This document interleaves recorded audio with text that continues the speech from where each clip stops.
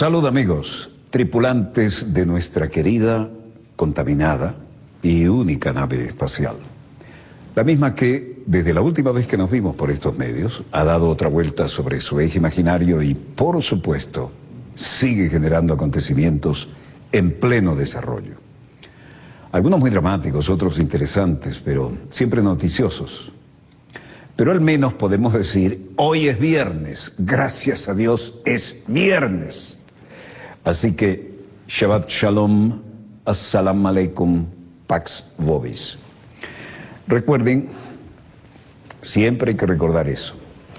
Esos son los 3 saludos deseando paz, de las 3 grandes religiones monoteístas, cuyos seguidores confluimos en el Medio Oriente, en Tierra Santa.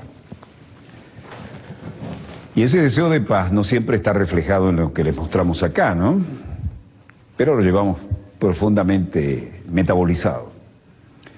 No obstante, no vamos a abrir con el Medio Oriente hoy, vamos a abrir sobre la reiteración, pero novedosísima en sus consecuencias, de lo que está ocurriendo en el ámbito europeo, como consecuencia de las aplicaciones de los paquetazos neoliberales de los que, con sangre, sudor y lágrimas, nos hemos liberado en la República Bolivariana de Venezuela y en no pocas de las repúblicas hermanas, de la patria grande latinoamericana y caribeña. Estaba viendo en los monitores de satélite que están dando vuelta el buque que dio la vuelta de campana, a su vez están tratando de normalizarlo en el Yangtze en China. Y también estaba viendo una rueda de prensa en la Casa Blanca. Vamos a ver qué dice, vamos a ponernos con AP, señor director. Cyberspace. We're talking about activity that is frequently and regularly evolving. And we have seen our adversaries use innovative techniques and to learn from their previous efforts to try to find vulnerabilities in our system and to exploit them. And that means that our defenses and those who are responsible for protecting these systems.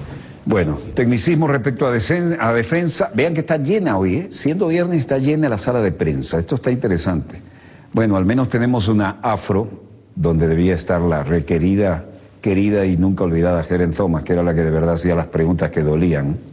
Esa no tenía pelos en la lengua. Bueno, la atacaron miserablemente y a su edad, ya era casi octogenaria, andaba ahí, cuando tuvo que renunciar a su posición como líder y decana, realmente acabaron con la vida de ella. Bueno, aterricemos en nuestra realidad de la pauta de hoy. Los vericuetos de Washington son demasiado complicados para un análisis pre-video. Vamos a hablar de cómo están reaccionando los pueblos en la vieja Europa. De paso, hay novedades interesantes. España, resulta que ahora en España están, sobre todo los jóvenes, se están viniendo otra vez a América hispana. ¿Qué pasa? ¿Ya no somos sudacas? ¿Cómo tenemos que hacer ahora para devolverle la cortesía? Tuvieron sus 15 minutos de fama, sus 15 minutos de economía recalentada y ahora están como el diablo y vuelven las carabelas, vuelven a nado ya. ¿Cómo le vamos a llamar ahora para devolverles el cumplido? Hispacas, ya que nos llamaban sudacas.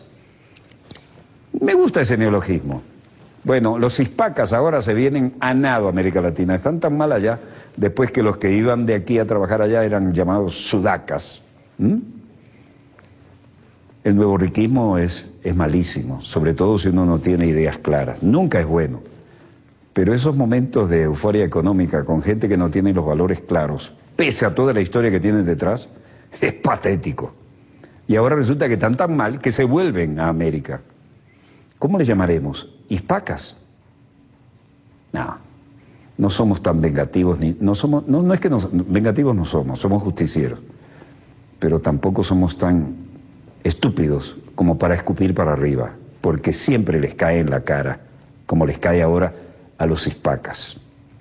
Mejor vamos a Alemania. Hay mejores recuerdos de allá, pese a todo.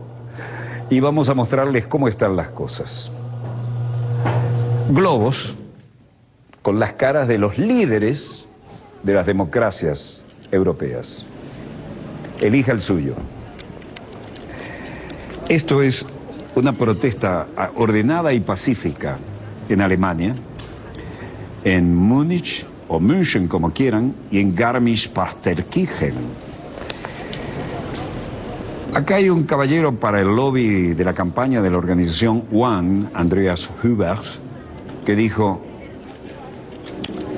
exigimos que se respete el medio ambiente y exigimos también más aire caliente del G7. En términos concretos, esto significa, están luchando contra la reunión de las 7 grandes economías que jamás han solucionado hasta ahora con sus planteos neoliberales las necesidades del pueblo, ¿no? Dice, va a aparecer hablando Andreas Ubers. Wir fordern mehr als heiße Luft von den G7. Das bedeutet... Exigimos que paren la cosa del aire caliente del G7. En términos concretos, eso significa, en primer lugar, que cumplan con las promesas de desarrollo existentes. Necesitamos más dinero, como ellos habían prometido. Necesitamos ayuda para el desarrollo y, en segundo lugar, también se necesita un cambio cualitativo de las ayudas existentes. Aún queda mucho por hacer en favor de los países más pobres y para apoyarlos. Y, en tercer lugar, no se nos permite olvidar a los niños y las mujeres que sufren, de nuevo, en los países más pobres, frente a la discriminación.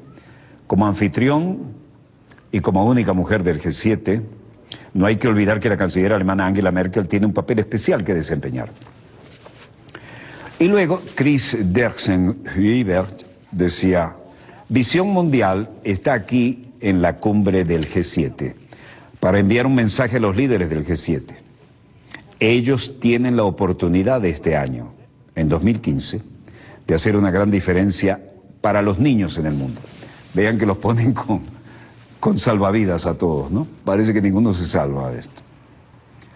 Pero en fin, de alguna manera están enviando el mensaje. Acá está Chris Derksen-Huibert. They have an opportunity this year in 2015 to make a major difference for children in the world. Tienen una oportunidad este año, 2015, de hacer una diferencia a favor de los niños del mundo. En el pasado el G7 ha tomado decisiones importantes y siempre financiación para poner fin a las muertes evitables de los niños en todo el mundo. Y luego dice, la mayoría de las muertes de los niños, más de 6 millones de niños que mueren cada año, es por desnutrición. No tienen suficiente comida, no tienen suficiente comida que sea nutritiva. Están muriendo de enfermedades como malaria. Tenemos que conseguir mosquiteros, suficientes mosquiteros, algo tan tradicional, ¿no? Mosquiteros tratados, por lo que no vayan a ser picados por mosquitos que los están matando.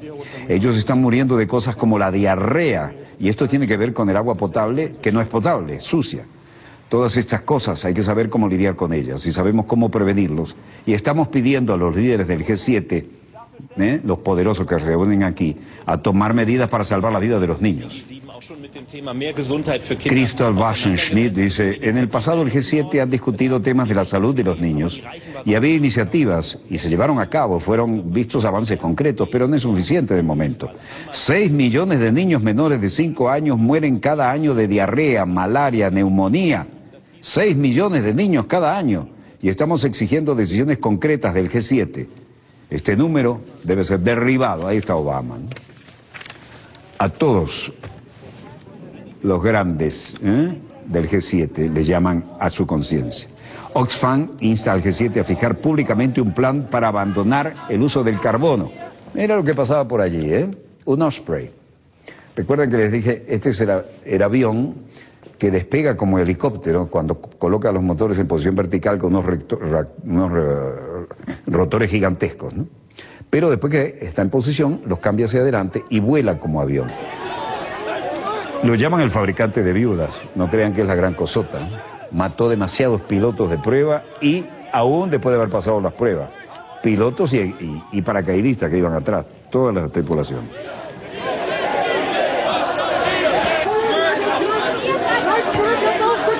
Bueno, estamos en Garmisch-Partenkirchen y la cosa se calienta en la calle.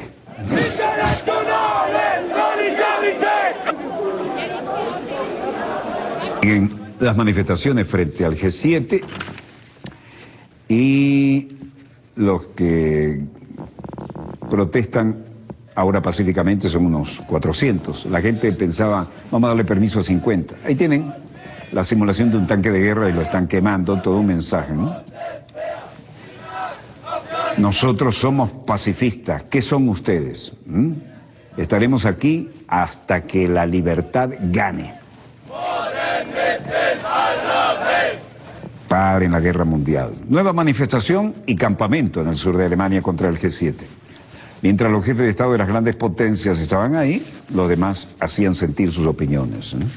Wir finden auch, dass bei dem G7-Gipfel oder von den G7-Staaten militärische Aktionen in aller Welt ausgehen und deswegen haben wir... Creemos que la cumbre del G7 es muy antidemocrática y poco transparente y creemos que la acción militar en todo el mundo realmente viene de los estados del G7. Por lo tanto, tenemos en el día de hoy una acción antimilitarista y celebramos una manifestación en el centro de la OTAN, el centro Marshall. ¿Se acuerdan del plan Marshall para la recuperación de Europa, ¿no?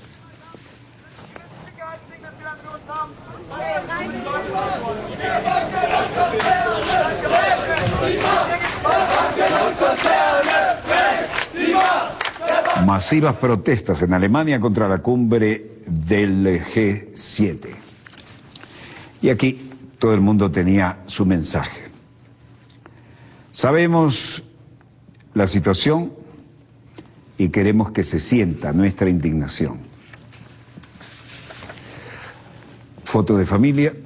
Esta es la contra. Summit in Paris, end of the year, so they should be more engaged to focus on climate change. Chris Derksen, abogada, director de Justicia para Niños, Visión Mundial. Sabemos que eso es lo que mata a los niños, cosas que son prevenibles, la malaria, el VIH, el SIDA y otras cosas que sabemos cómo tratar. Así que estamos pidiendo a los líderes del G7 que asuman verdaderos compromisos específicos a fin de que estos temas puedan ser eliminados. Podamos obtener un número de niños que se salven de morir cada año. No puede ser 6 millones.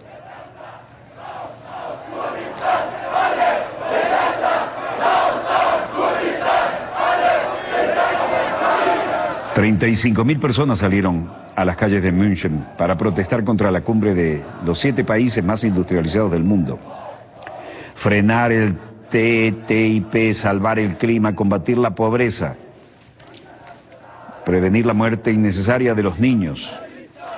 Líderes de Alemania, Estados Unidos, Reino Unido, Italia, Francia, Japón y Canadá en el Palacio El Mau, lujoso hotel situado a 100 kilómetros de Múnich, y la policía elogió el carácter pacífico de la marcha celebrada hoy.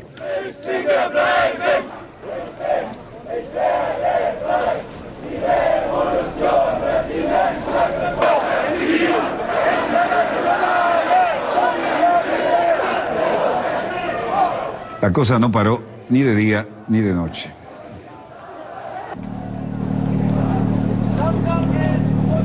Simón Peter, de Alianza 90, líder de los Verdes, los Grünes, decía: tenemos la cumbre del clima en París a finales de año, por lo que los líderes del G7 deberíamos estar más comprometidos en centrarnos en la importancia del cambio climático. Justo aquí en las montañas que reconocemos que el hielo se va. Estas montañas que deberían tener toda la capa blanca en la cumbre. El medio ambiente allí también se nota. La gente sufre el cambio climático y esa es la razón por la que tienen que centrarse en estos temas que son los realmente importantes.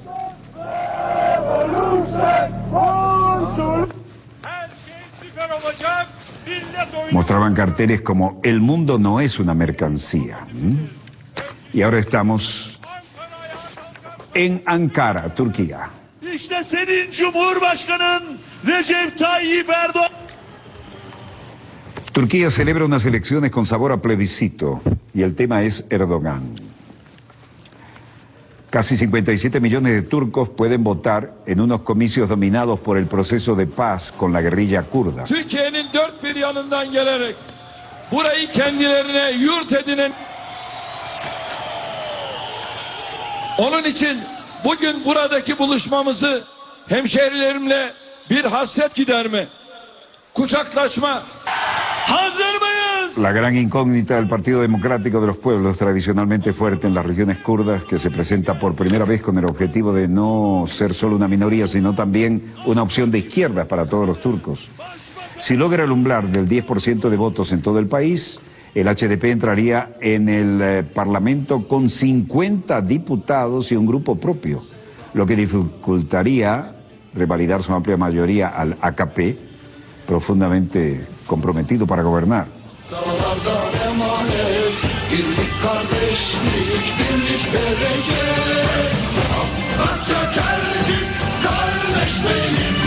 Estas elecciones van a tener también un carácter de referéndum. La gente no solo va a votar a los diputados que los representan, sino también, si aprueban, cambiar la democracia parlamentaria a un sistema presidencialista al estilo turco, señala Tariq Segül, profesor de Ciencias Políticas de la Universidad Técnica de Oriente Medio. En Atenas, las cosas siguen al ritmo propio. Dimitris Papadimoulis, miembro del Parlamento, un griego miembro del Parlamento Europeo, decía: ahora es el momento para un enfoque realista, no solo del gobierno griego que existe, sino también de nuestros prestamistas. Una gran cantidad de personas de todo el mundo dicen que el fin de tener una solución aceptable, comprometida, existe la necesidad de realismo también de parte de aquellos que nos prestaron dinero. Si no, no salimos de esto. Panagliokis Lafazanis, ministro griego de Reconstrucción Productiva, Medio Ambiente y Energía.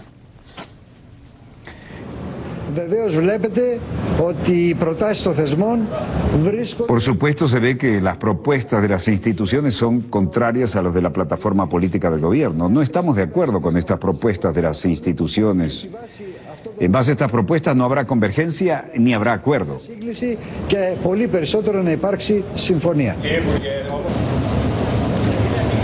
Thanasis Pafilis, miembro del Partido Comunista Griego, también declaraba y dijo: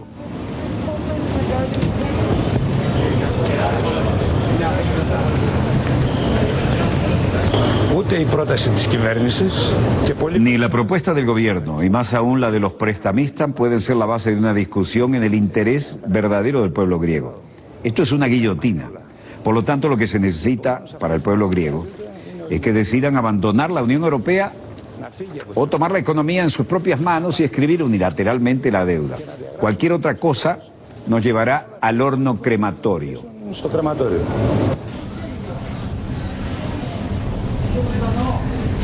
Sofía Boltevsi, miembro del Nuevo Partido de la Democracia, decía: el gobierno tiene que llegar a un acuerdo. Se debe tener en cuenta que el 25 de enero el pueblo votó para darle ciertas responsabilidades que no puede cada vez volver a elegirlo.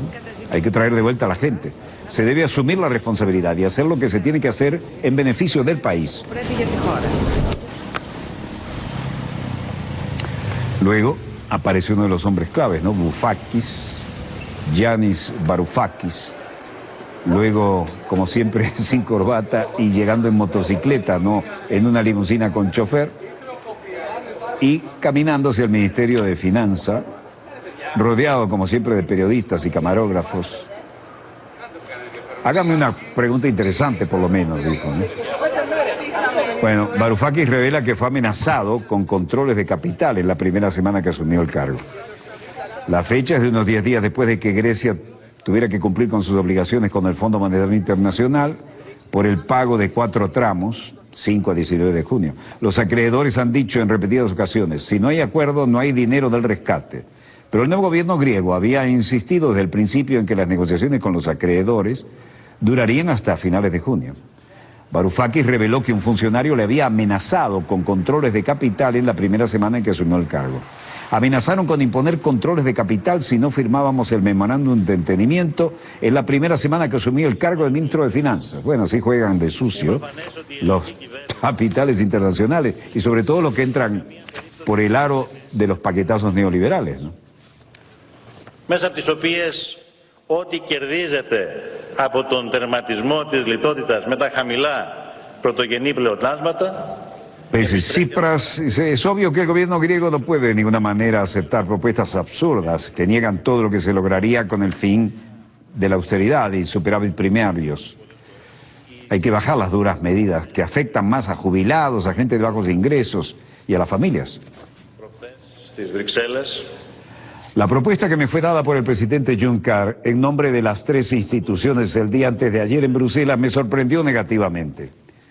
Yo nunca podría haber imaginado que nos iban a ofrecer una propuesta que no tuviera en cuenta en modo alguno que necesitamos un piso común, que se forjó durante 3 meses de negociaciones por parte del grupo precisamente en Bruselas.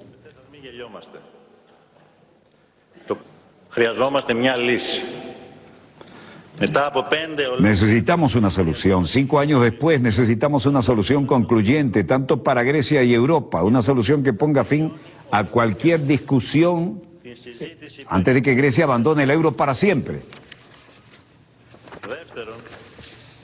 Sigue el hombre que tiene el gran discurso en sus manos. Es hora de que todos, tanto en Grecia, pero sobre todo en Europa, para demostrar que estamos trabajando hacia una solución viable y no para subyugar y humillar a todo un pueblo, cambiemos el tono, porque eso es lo que están haciendo.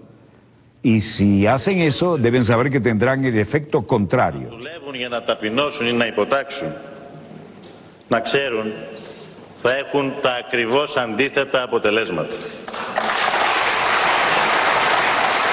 Ese final desafiante arrancó aplausos dentro de la demoledora y realista declaración.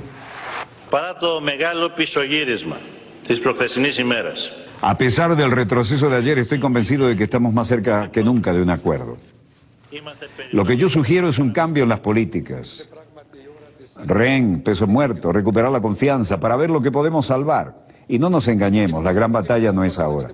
Ahora solo estamos tratando de conquistar una dunita de arena, pero hay una montaña que tenemos que vencer después de esto, y que es los términos del tercer rescate que nos están trayendo.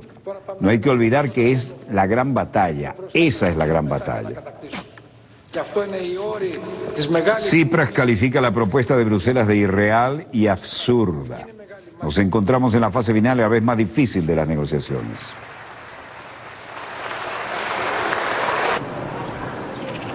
Bueno, ya vemos Atenas y los lugares históricos, ¿no?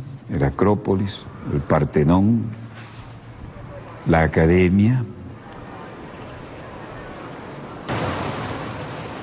Miles de años de historia y de cultura, ¿no? La vieja estatua de la diosa de Atenas, la gente en la plaza Sintagma. Se escuchan los pájaros, ¿eh? Además del tránsito y la contaminación. Ahí está la mencionada dama. Y ahí está el Parlamento. Ahora estamos en la plaza Sintagma.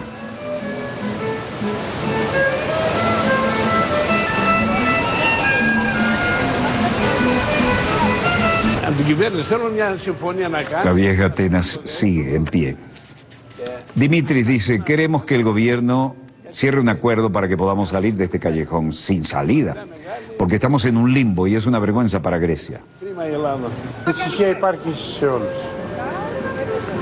Nikos dice, estamos muy preocupados, debemos permanecer dentro de la zona euro. Este joven Yanis dice, queremos un gobierno que vaya a generar confianza y proporcionar estabilidad política. No podemos continuar con esta inestabilidad sin saber qué nos va a traer el día siguiente. Lo que queremos es la estabilidad y la seguridad para que podamos avanzar de la mejor manera posible. Caterina Papadopoulou, tenemos que permanecer en la zona euro pero con medidas justas y aplicables. Nada más. Griegos expresaron su agonía sobre el futuro del país a raíz de la reciente disputa en las conversaciones entre Grecia y sus acreedores. Grecia retrasó el pago de la deuda con el Fondo Monetario Internacional. Como primer ministro Alexis Tsipras exigió cambios en los términos demasiado duros de los acreedores internacionales para evitar la omisión. Los residentes de Atenas dijeron a un acuerdo con los prestamistas del país. Sí, llegar a un acuerdo es importante, pero algunos dijeron que temían que la salida de Grecia del bloque de la zona euro, el exit en inglés combinado con Grecia, ¿no? Grexit, los tenía muy preocupados. Bueno, el ministro que maneja esto y que tiene siempre una sonrisa amplia, pero además tiene la ventaja moral de que viene en moto, no usa corbata como los demás, no elude las declaraciones, pero Ni siquiera tiene chofer ni limusina. Da un aire nuevo y limpio a esto, ¿no? En todo caso, la generación más joven de Grecia también expresó su preocupación y dijo que la estabilidad política y la seguridad económica son necesarias. Y no hay futuro si no se soluciona el endeudamiento del país. Los periódicos reflejaban los sentimientos de los ciudadanos. El diario Tanea mostraba varias gráficas y explicaba que detrás de las escenas se dio a luz a un monstruo, mientras que el Efteros Tipos decía tormenta de medidas, aterrizaje duro con una cuenta fuerte para pagar por parte de todos los ciudadanos. El ministro de Seguridad Social adjunto Dimitris Straoulis, un político de línea dura en el gobierno, dijo que Grecia podrá convocar elecciones anticipadas si los prestamistas internacionales no suavizan los términos para el acuerdo. Bueno, y aquí cambiamos de escenario. Chilpancingo, Guerrero, la vergüenza. Los maestros mexicanos queman sedes de partidos políticos en rechazo a los comicios. Miles de maestros mexicanos atacaron este viernes la oficina de los partidos políticos en Tuxtla Gutiérrez, en el sureño estado de Chiapas. Numerosos destrozos en una nueva jornada de boicot a las elecciones federales del domingo. Y estos son los maestros, ¿no? Pero además nadie da respuesta de la masacre de los estudiantes normalistas. Instalación de casillas que están anunciando este boicot. En la mayoría de las oficinas atacadas, los indignados rompieron cristales y quemaron papelerías, muebles y edificios. Ha habido sustracción de alguna documentación correspondiente a algunas casillas. El Instituto Nacional Electoral ha actuado diligentemente, como lo mandata la ley. Lorenzo Córdoba, presidente del Instituto Electoral de México, tratando de explicar lo inexplicable. Ha sido destruido o sustraído y en consecuencia estamos listos para que, insisto, de haber las condiciones, podamos instalar todas las casillas en el país. ¿Hasta qué momento? Observador internacional Benito Nassif, de la OEA, dice: no les pedimos que renuncien a su lucha ni a sus causas. Lo que pedimos es que las conduzcan por la vía legal y pacífica.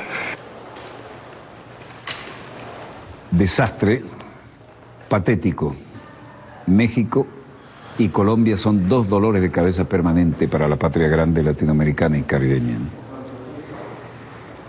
María Dolores, Hidalgo, México. Miembro del 10º distrito. ¿Cómo y de qué manera se va a respetar la opinión pública? ¿Cómo y de qué manera se va a hacer justicia? Lo que nosotros les decimos es, primero tu integridad física y después la documentación electoral. ¿Para qué queremos documentación electoral si no tenemos a una capacitador o a alguna capacitadora, un capacitador o algún funcionario?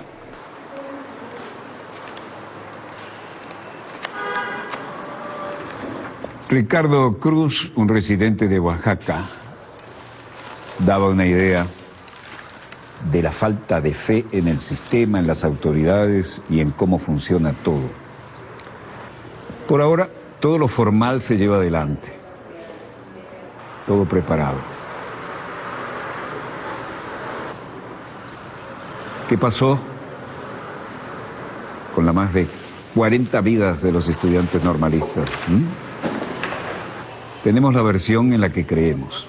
Los mataron a todos porque protestaban. Los apilaron sobre leña, los cadáveres. Los rociaron con petróleo. Le metieron cauchos viejos. Y arriba de ellos otra camada de madera y petróleo. En Oaxaca ocurre esto, caray. Ya se ha rebasado todas las leyes, todo el orden. Ya es difícil Oaxaca.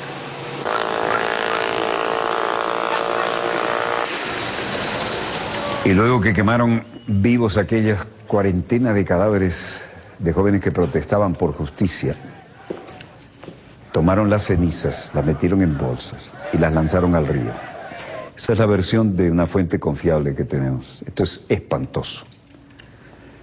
Lo de México y lo de Colombia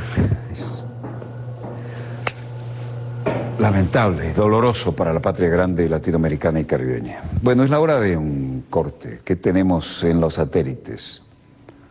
Nada que mejore la pauta que tenemos. Si fuera así, los bajaríamos de inmediato. Breve corte y volvemos con más acontecimientos en pleno desarrollo. No se muevan, ya volvemos.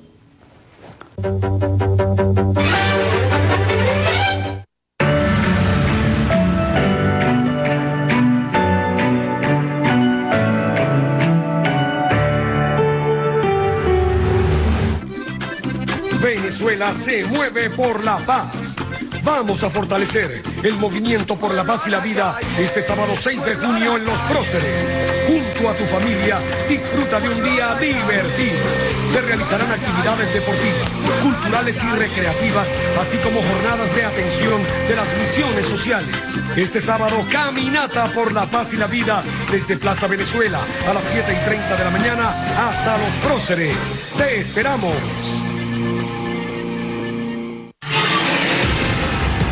Cuando la derecha ataca, Comienza la unidad, pero en la calle. la zurda le responde. Él se queda con la plata que están mandando desde el norte para seguir financiando al sector ese terrorista que se hace llamar Movimiento Estudiantil de la Derecha Venezolana. Los noquea. Alcaldesa, cuénteme qué hace usted en Orlando. No dice nada. Somos como los renegados. Yo me pongo en este grupo, compadre. Zurda Conducta. Lunes, martes, jueves y viernes a las 10:10 de la noche. Más BTV. Más revolución. Ella es María, y aunque no es doctora, su esfuerzo de todos los días ayuda a salvar vidas. Él es Ernesto, quien sin ser profesor, año tras año ayuda a educar y graduar a jóvenes profesionales.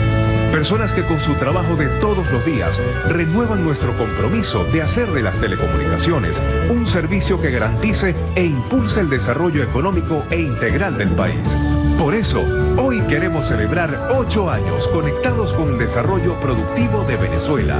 CanTV. Semana Victoriosa. El presidente Nicolás Maduro inauguró en Caracas una planta concretera que producirá 256 metros cúbicos diarios de mortero húmedo para la misión Barrio Nuevo Barrio Tricolor. En el marco de los 9 años de la misión Árbol, el gobierno bolivariano aprobó más de 147 millones de bolívares para recuperar zonas afectadas por la temporada de sequía en el país. Luego de un mes de mantenimiento y rehabilitación, el sistema teleférico Guaraira-Repano reabrió sus puertas y está listo para la temporada vacacional. La gestión revolucionaria presentó ante el Comité de Derechos Económicos, Sociales y Culturales de la ONU los logros sociales alcanzados en favor del pueblo venezolano. 411 hogares dignos fueron entregados esta semana a igual número de familias en el marco de la gran misión Vivienda Venezuela.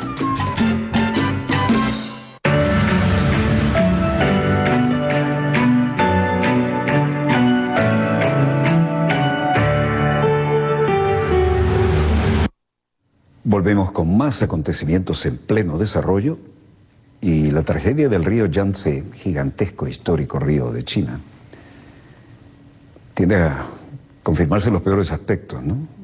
Aquel crucero de turismo que se dio vuelta con centenares, una cosa insólita. Pensé que vino un enorme fenómeno meteorológico ahí, están tratando de darlo vuelta, eso es la caja de Pandora. Importantísimo ese río, ¿no? Así como es de enorme China, podríamos recordar el recorrido que tiene. Acá está el Yangtze, está este hilito azul que ven por acá y que recorre prácticamente estos miles de kilómetros. Ahora, para nosotros cosa lejana, para la importante potencia mundial que es China, no solo un sacudón, sino que también tiene que ver con uno de sus importantes vías fluviales que tiene más importancia de la que nosotros pensamos a la distancia, ¿no? Incluso Hollywood se encargó de esto, ¿no? Con sus películas pseudo pro medio imperialistas, ¿no? Como aquel Cañonero del Yangtze, ¿eh? Donde mostraban quiénes eran los buenos, ¿eh? Y quiénes eran los malos. Bueno, los que eran los malos entonces son los que gobiernan de manera imparable y son una potencia nuclear y espacial. Así que Hollywood tuvo que archivar su cañonero, el Yangtze. Pero la realidad en el Yangtze es que China mueve toda su tecnología, y vaya que grúas, ¿no?, para tratar de rescatar al menos los cadáveres y darle una razón a los deudos. Esto fue un tremendo fenómeno meteorológico que le hizo dar una vuelta de campana a este crucero de turismo del Yangtze. Más de un centenar de cuerpos recuperados. Los técnicos lograron enderezar el buque mientras las familias piden una investigación. Los equipos de rescate siguen sacando cuerpos del interior del buque hundido en el Yangtze, y la indignación de los familiares por la falta de respuesta sobre las causas de la tragedia es cada vez más grande. Esto tiene un costo político, ¿no? Uno de ellos se coló este viernes en el recinto donde los oficiales explican el avance de los trabajos para denunciar la escasez de información y exigir una investigación que lleve a la depuración de quiénes son los culpables. ¿Por qué el barco no amarró ante la alerta de tormenta como hicieron otros?, se preguntaba Xia Yunche, cuya hermana mayor iba a bordo de la nave. Ahora, todavía hay una esperanza, ¿no? Y de alguna manera buscan contrarreloj que pudiera haber pasajeros en algún bolsón de aire, pero lo que sacan son cadáveres a la orilla. China ha desplegado a 180 buceadores en el rescate del barco naufragado. La respuesta oficial es que la decisión de seguir curso arriba o parar recayó en el capitán, uno de los 14 sobrevivientes de las 456 personas que viajaban en el Estrella de Oriente. En la Cancillería, la rueda de prensa habitual, Hong Lei decía: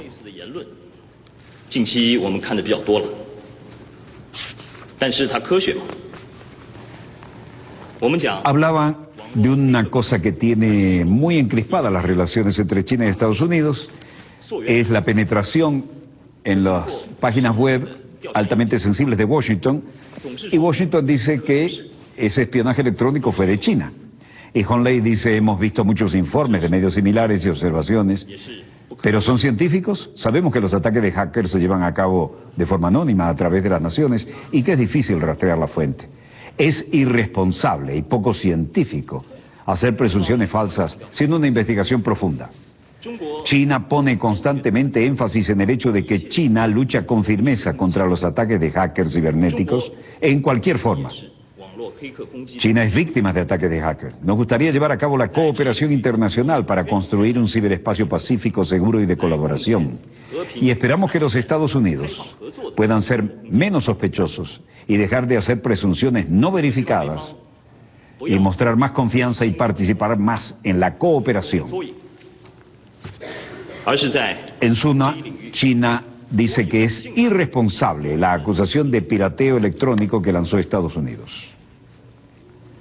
Sabemos que los ataques de los hackers se realizan en forma anónima a través de las naciones y es difícil rastrear la fuente.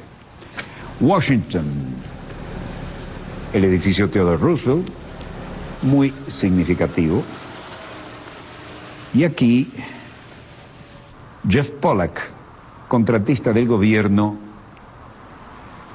habla por aquellos dolidos que sintieron que habían sido penetrados electrónicamente y le echaron el muerto a China. Ahora, los hackers hacen muchas cosas. Algunas se dicen, otras no. Jeff Pollack, contratista del gobierno, dice: personalmente creo que realmente no es así. Para ser honesto con ustedes, estoy un poco en la creencia de que si dejas una puerta abierta, ya sabes, alguien tiene que llegar a la puerta y tratar de entrar. Y justo porque alguien recibió un buen pase y consiguió información, no lo sé, pero el hecho es que sí, nos hackearon. Los hackers chinos habrían lanzado un ciberataque contra Estados Unidos y como resultado del incidente descubierto en abril, la Oficina de Administración de Personal del Gobierno, la OPM en inglés, dijo que enviaría notificaciones a 4 millones de personas. El ataque informático habría sido iniciado en diciembre por piratas chinos, según el periódico The Washington Post, que cita autoridades estadounidenses que declararon bajo condición de anonimato. En ese caso se trataría del segundo ciberataque perpetrado por China y a las agencias de gobierno de Estados Unidos. El portavoz del Ministerio de Relaciones Exteriores chino, como vimos, dijo que los ciberataques suelen ser anónimos, por supuesto, y perpetrados fuera de fronteras, pero no aceptan la responsabilidad. La embajada china en Washington señaló poco antes que eso no estaba permitido. Obviamente estamos en el Vaticano y el Papa le da la bienvenida a la presidenta chilena Michelle Bachelet.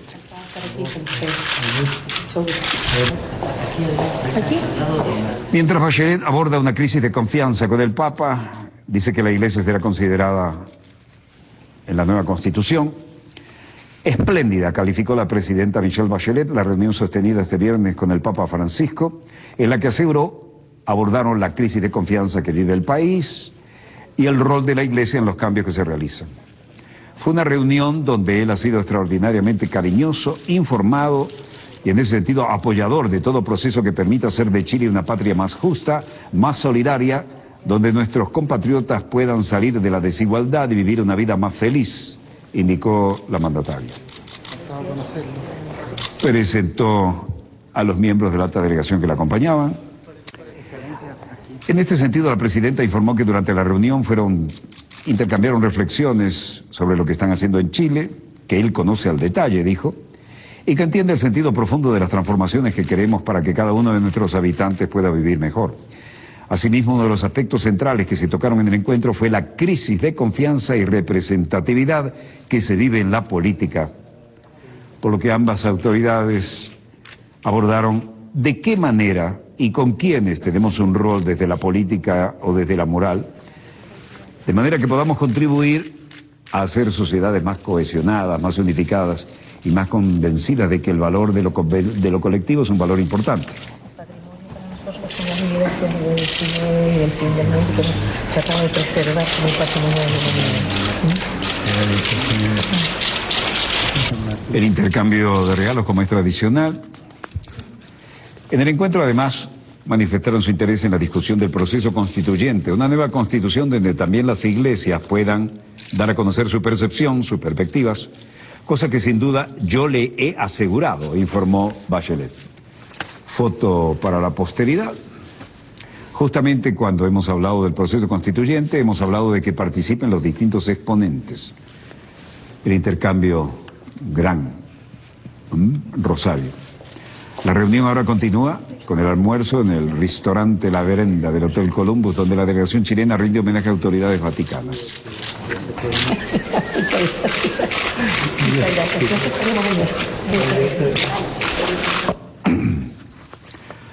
Bueno, Venezuela se hizo oír fuerte y claro en la ONU, en Ginebra, y ratifica que prioriza la inversión social. Vicepresidente de Planificación y del Conocimiento, Ricardo Menéndez. Penetración de Internet, y hoy es 64% la penetración de Internet que tiene nuestro país. ¿Cuáles son los portales que se han tumbado en nuestro país? ¿Cuáles son los que se ha sesgado la información? Si es tan así, ¿cómo es eso que hay un portal donde se publica todos los días una información sobre el valor de la divisa? Una información que no es oficial y con ese valor precisamente se hace gala de una guerra económica. Permítame, yo sí le voy a responder el tema de la guerra económica con toda profundidad, acto seguido. Pero ahí se publica permanentemente un valor de la divisa que supera en el doble el valor del mercado que está establecido y en más de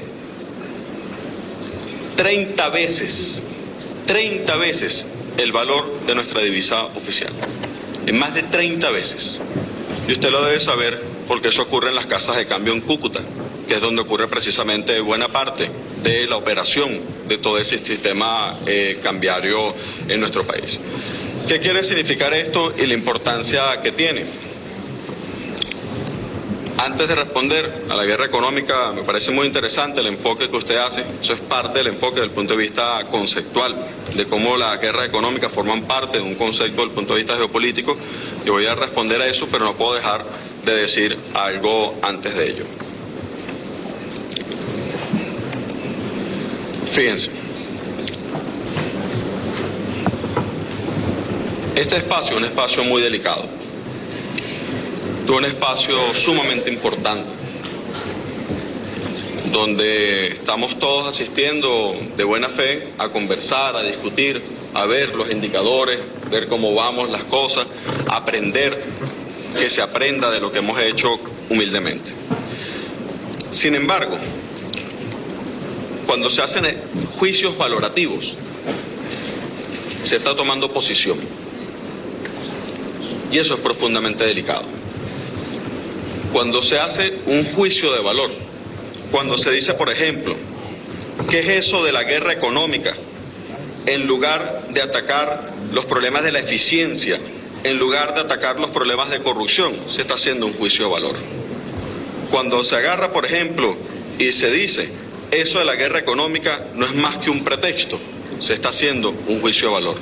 Y entiéndanme que yo soy miembro de un pueblo y soy ministro y vicepresidente de un gobierno y voy a exigir respeto profundo por el pueblo de Venezuela y por las acciones que se cometen contra nuestro país. Nosotros les exigimos un profundo respeto con toda la serenidad, con toda la tranquilidad, pero entiendan que en función del primer artículo del pacto que hoy estamos discutiendo, nosotros exigimos el respeto a la autodeterminación de nuestro pueblo y a la definición de cómo vamos a transitar y construir nuestro futuro. ¿Qué significa la guerra económica contra nuestro país? ¿Qué significa esa agresión que hemos tenido? ¿Qué indicadores tenemos en función de una guerra económica? Eso debería ser parte de la discusión que hoy tuviésemos el día de hoy. Parte del ejemplo, usted ha hecho la referencia cierta de un hecho que tiene que ser valorado como heroico del pueblo de Venezuela. Y es como, pese a que hay una guerra económica, no hay afectación del goce de los derechos sociales en nuestro país, de los derechos económicos, culturales y sociales en nuestro país, pese a la guerra económica de que hemos sido víctimas. ¿Cuál es una expresión de la guerra económica? Nosotros tenemos reservas internacionales que fluctúan entre 20.000 y 30.000 millones de dólares. Tenemos fugas de capitales que están por encima de los 300.000 millones de dólares. Se ha extraído de nuestro país más del 10% de las reservas internacionales de Venezuela. Nosotros tenemos un contrabando de extracción desde nuestro país que supera en algunos casos en productos alimentos básicos más del 40-50% de la producción. Nosotros hemos mantenido absolutamente estándar y superado niveles de importación de medicamentos, de alimentos, y sin embargo existe carestía de esos productos en nuestro país, independientemente que lo hemos comprado y lo hemos llevado a nuestro país o con los niveles de producción ocurran. Hemos tenido en materiales de nuestro cemento, de las cabillas, un contrabando de extracción que supera el 34% del contrabando de extracción, y sin embargo nosotros hemos concluido 719.000 viviendas para construir y satisfacer necesidades de nuestro pueblo. Pese a que ha existido una agresión de precisamente tratar de minar la moneda en nuestro país, de afectar el poder adquisitivo en nuestro país, nosotros hacemos incrementos constantes del salario mínimo y por eso lo hemos tenido que hacer. Cuando en febrero hicimos el incremento del salario, estamos proyectando precisamente el incremento de la canasta básica, estamos previendo el colchón necesario para que nuestro pueblo tuviese la capacidad adquisitiva necesaria y al mismo tiempo garantizar el abastecimiento y el crecimiento de nuestras redes de abastecimiento. Pero al mismo tiempo se intentó, y es una realidad, cualquier economista puede hacer un estudio de regresión y ver qué relación puede haber entre nuestra situación desde el punto de vista económico, en que por ejemplo un día pagamos bonos de la deuda externa y el mismo día suben el riesgo país en el exterior. Qué cosa tan curiosa. Damos indicadores positivos sobre la economía y suben los indicadores en el exterior. ¿Por qué ocurre eso? Por una sencilla razón, que el segundo componente, la primer componente de la agresión guerra económica, afectación de la moneda. Eso no lo estamos inventando nosotros, sean respetuosos con nosotros. Nosotros no estamos inventando la agresión con la moneda. Segundo componente, una agresión vinculada desde el punto de vista del cerco, desde el punto de vista financiero contra nuestro país. ¿Cuál es la visión de cerco? Precisamente incrementar las tasas de interés en el exterior, incrementar la visión de riesgo país para tratar de prohibir, de negar la posibilidad de financiamiento externo ante la situación de la baja de los precios del petróleo. Y es un contexto internacional, seguramente el análisis de lo que ha significado la extracción de petróleo de esquisto a nivel mundial y el problema que ha significado para el ecosistema y para todo el mundo. Nosotros hemos tenido una visión profundamente constructiva, profundamente paciente y en ejercicio precisamente del primer artículo de este pacto, nosotros pedimos y exigimos el respeto a la autodeterminación de nuestro pueblo y a la firmeza y a la convicción de construir el futuro de nuestro país. Nosotros vamos a seguir siendo vanguardia en el respeto y en la construcción de los derechos humanos. Para nosotros no es un petitorio, para nosotros no es algo que sencillamente vamos a rendir cuentas, para nosotros forma parte de nuestra acción cotidiana. Queremos recalcar, por una parte, que para nosotros los derechos humanos son parte fundamental de nuestra Constitución. Son un capítulo completo de la Constitución venezolana. Y eso no es simplemente un marco legal legislativo.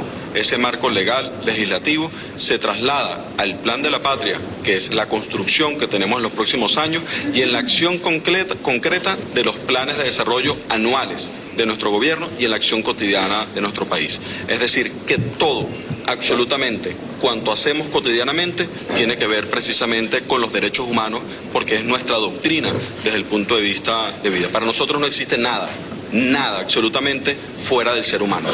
No existe nada. A nosotros no nos mandan corporaciones, a nosotros no nos mandan empresas, a nosotros nos manda nuestro pueblo y el derecho que tiene a vivir sencillamente mejor. El otro aspecto que nos gustaría plantearles tiene que ver con no olvidar la reflexión. Yo he hecho una énfasis en el tema de la guerra económica. Quien quiera banalizarlo, que lo banalice, pero nadie puede obviar que nuestro país tiene el 60% menos de ingresos que lo que tenía en el pasado como consecuencia de los precios del petróleo. La pregunta es cómo nosotros hemos logrado mantener los indicadores. Nuestros indicadores no están decreciendo. Nuestros indicadores tienen una constante a lo largo de todos los años de nuestra revolución. Y podríamos preguntarnos, ¿cómo es posible, por ejemplo, que sigamos fundando universidades? ¿Cómo es posible que sigamos haciendo el Internet para todo el mundo? ¿Cómo es posible que se sigan haciendo viviendas? ¿Cómo es posible que se sigan haciendo derechos sociales si bajan los ingresos? ¿Eso no será una clave para pensar en otra forma de enfoque, en dónde poner el acento en nuestros gobiernos para la defensa de un hecho fundamental de este comité que tiene que ver los derechos humanos? ¿O es que acaso, como usted decía, los derechos humanos se contraen dependiendo de la capacidad económica? Hemos demostrado que no es así, que independientemente de las situaciones económicas garantizaremos los derechos humanos. Y el último punto, yo quisiera plantearles lo siguiente. Yo soy profesor universitario, esa es mi profesión. Yo soy profesor universitario y yo creo mucho en el rigor del método. Quisiera invitarlos a las fuentes primarias, quisiera invitar a este comité que vaya a Venezuela, vaya a las barriadas, vaya a nuestras calles, a nuestro pueblo, conozca a nuestro pueblo, vea qué habla, qué dice y sepa cómo piensa y construye el futuro. Muchas gracias por esta sesión de trabajo. Contundente en Ginebra, ante todos los especialistas de Naciones Unidas y frente a todas las cortinas de humo sobre las realidades no menos contundentes de la justicia social que mantiene como código este proceso, pese a todos los intentos. OPEP está en colisión con la hermana República de Ecuador y veamos qué ocurre aquí. Es un viejo tema sobre el que volvemos. Sobre el proceso de arbitraje que se lleva contra esta nación por parte de Chevron Corporation y Texaco. Los que quieren llevarse por delante a Ecuador, que no es más que Chevron, tiene el respaldo de OPEP y está en colisión con esa situación que vive la hermana República de Ecuador. Y en las declaraciones de las cumbres de Riad y Caracas. Entre otros, Rigoberta Menchú visitó la zona contaminada en la Amazonia. Nos dio un soporte por el asunto que tenemos con Chevron, ¿no es cierto? Entonces, el momento en que una organización como la OPEP nos da un soporte así, eso quiere decir que nosotros estamos caminando en la vía correcta. Y la política de nuestro señor presidente, el economista Rafael Correa, es cuidar de nuestros ciudadanos.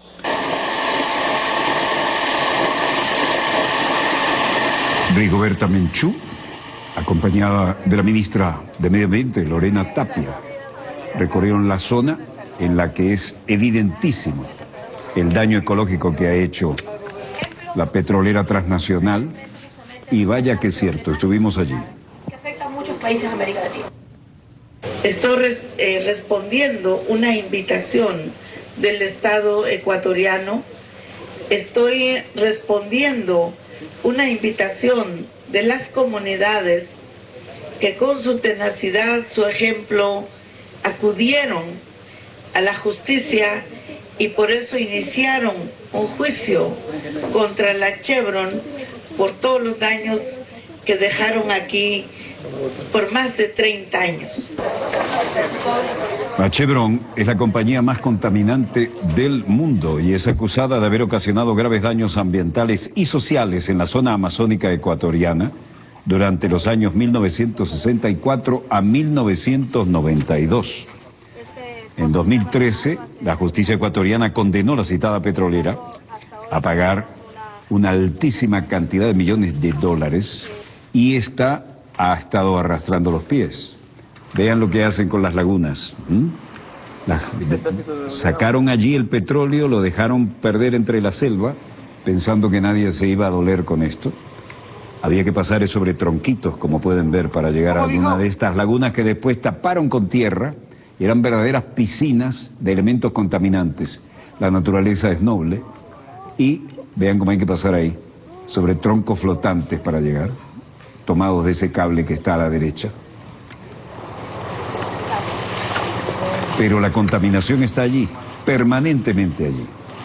Rigoberta Menchú lo comprobó con sus propias manos.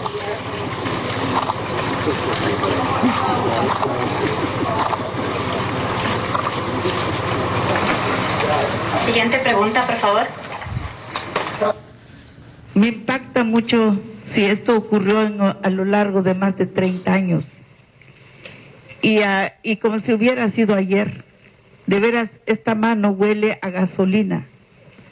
Huele a gasolina quemada, como lo conocemos nosotros en Guatemala. Y si esto pasa después de muchos años, ¿cuántos años más? ¿Y cuántos efectos más tendrá el agua, la semilla, las plantas y la gente, y sobre todo la fauna y la flora de una Amazonía conocida como pulmón universal? Además de la Premio Nobel de la Paz, han estado mucha gente allí, solidariamente, como Danny Glover, Maya Farrow, Calle 13. Cuando nos impactó tanto la denuncia, también fuimos invitados a estar presentes en esa zona y realmente se comprobó, es un desastre lo que hicieron. Por lo que les pido, eso sí, que tengan mucho cuidado al momento que evidencien la presencia de este crudo ahí.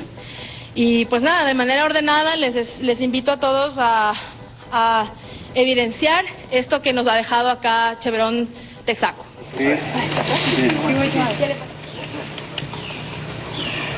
Y allí fuimos y comprobamos la realidad. Chevron en otro de sus tantos crímenes ecológicos. Eso huele.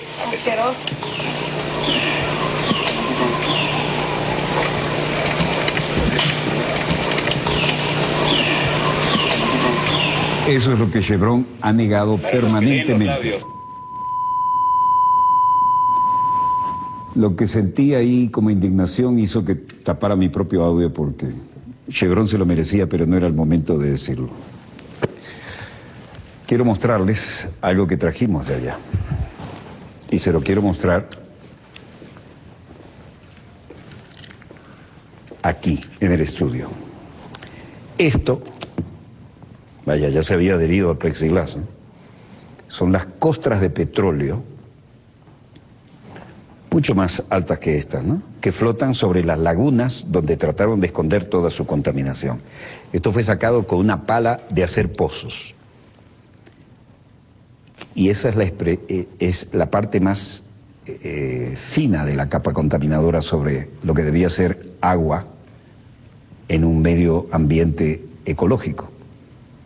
Pero, vean lo que es eso, ¿no? Sacamos con una pala de cavar lo que pudimos comprobar allí in situ. Hubo que volar bastante para llegar a ese sitio de la selva. Y supongo que, como de costumbre, Chevron, que es una de las más contaminadoras de nuestra querida, contaminada y única nave espacial, Dijeron, bueno, le echamos tierra encima, la generosa vegetación amazónica crece y tapa aquello, pero lo que quedó debajo sigue contaminando a nivel freático, aparecen enfermedades que no había, todos los pueblos circundantes se ven afectados, uno llega allí y le cuesta respirar aire limpio. Es un verdadero crimen ecológico, y ahí tienen la prueba, la trajimos porque sabíamos que alguna vez el tema volvía. Bueno, de quienes volveremos somos nosotros, Dios mediante, el lunes, después que nuestra querida, contaminada y única nave espacial haya dado 3 vueltas sobre su eje imaginario y estemos aquí para contarles la pequeña gran historia de las próximas 72 horas. Si hubiera algún acontecimiento mundial importante, bueno, así estaríamos de nuevo en el aire. Si no, disfrutan del fin de semana, no ingresen a las estadísticas, los queremos allí el lunes como de costumbre. Desde el estudio 3 de Venezolana de Televisión, el canal pionero de Venezuela, termina aquí Dossier, el programa de información internacional decano en todo el hemisferio, y su productor y conductor Walter Martínez les dice, hasta la próxima, cuídense, disponga usted de las cámaras, señor director.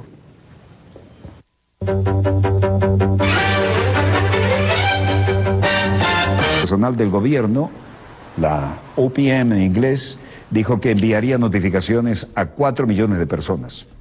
El ataque informático habría sido iniciado en diciembre por piratas chinos, según el periódico The Washington Post, que cita autoridades estadounidenses que declararon bajo condición de anonimato. En ese caso se trataría del segundo ciberataque perpetrado por China y a las agencias de gobierno de Estados Unidos. El portavoz del Ministerio de Relaciones Exteriores chino, como vimos, dijo que los ciberataques suelen ser anónimos, por supuesto, y perpetrados fuera de fronteras, pero no aceptan la responsabilidad. La embajada china en Washington señaló poco antes que eso no estaba permitido. Obviamente estamos en el Vaticano y el Papa le da la bienvenida a la presidenta chilena Michelle Bachelet.